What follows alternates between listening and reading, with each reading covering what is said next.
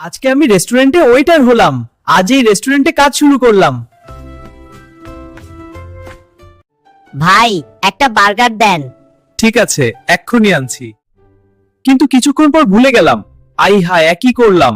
আমি তো তার খাবার দিতে ভুলে গেছি। এই নিন স্পেশাল আইটেম। এইটা তো বার্গার না, এইটা তো সালাদ। আর আপনার এতক্ষণ কেন লাগলো? দুঃখিত ভাই, স্বাস্থ্য ভালো রাখতে আমি আপগ্রেড করে দিয়েছি।